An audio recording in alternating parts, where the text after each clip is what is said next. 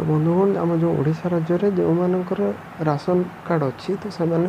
जिते निज राशन को संग्रह करने जाता तो सेठारे से निजर टीप चिन्ह दे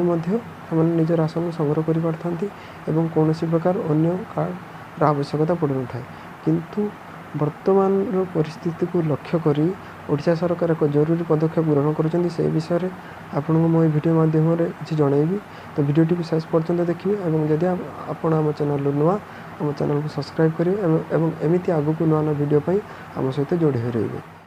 जेहेतु आम राज्य में कोरोना रोगी संख्या दिन को दिन बढ़ी चलती तेणु से सब दृष्टि जनसाधारण सुरक्षा को लक्ष्य कर राशन कार्ड हिताधिकारी माने एवं निजर फिंगरप्रिंट न दे केवल राशन कार्ड को व्यवहार कर निजर राशन संग्रह केन्द्र राशन संग्रह करेंगे ए संपर्क में संपूर्ण तथ्य बहुत खबर कागज एवं न्यूज चैनल दि जाइए इंडिया टीवी गोटे नोटिफिकेशन आसी मुझे आपन सहित आलोचना करी बंधु इंडिया टीवी नोटिफिकेशन आसी Odisha government exempts biometric authentication of Aadhaar card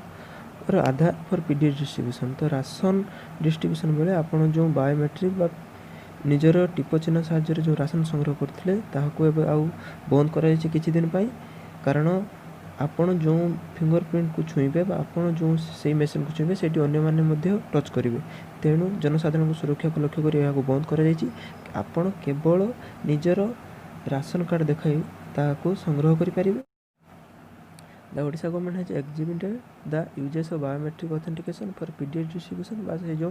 public distribution system बा आपन जो राशन कथा को जाइछि तो ताको करिया पई बायोमेट्रिक को संपूर्ण रूप बंद करा जाइछि किछि दिन पई कारण कोविड-19 आम राज्य रे बहुत विपुल मात्रा दिन को दिन बढ़ी चलछि एबे सुधा 83 जन रोगी मृत्युवरण कले तेणु इन द व्यू ऑफ कोविड-19 pandemic biometric mode of Aadhaar authentication fingerprint scanner and iris device ए सबू को बंद कर कारण गोटे जंत्र आप राशन वितरण केन्द्र थाए जहाँ को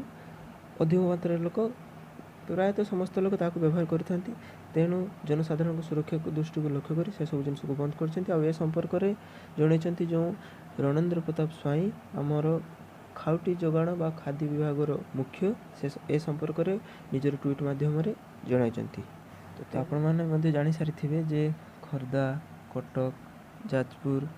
एवं राउरकेलार म्युनिसिपालिटी एवं गंजाम जिला ये 5टी सहर को संपूर्ण रूपे लॉकडाउन घोषणा कारण यही जिला मानक बहुत प्रबल मात्रा रे कोरोना रोगी संख्या बढ़ी बढ़ी चलती लॉकडाउन घोषणा करार कारण होची गोष्ठी संक्रमण आशंका कारण क्वारंटाइन सेंटर रे जदि कौन रोगी चिन्हट होती तो से बाहर आसता ठीक अच्छे किंतु लोकाल एरिया लोक से कौटी मिशन क्या से संपर्क विशेष जना न था तो सही रोगी मान संख्या यही 5टी सहर प्रबल मात्रा बढ़ी चलती तो से 5टी सहर को लॉकडाउन घोषणा कर तो आपण सहर कौटा एवं आपण सहर अवस्था केमती से संपर्क आप कमेंट रे जनवा को जमा भी भूलिए ना एवं आशा करुछु यही महामारी बहुत शीघ्र आम पृथ्वी पृष्ठ को छाड़ी चलीज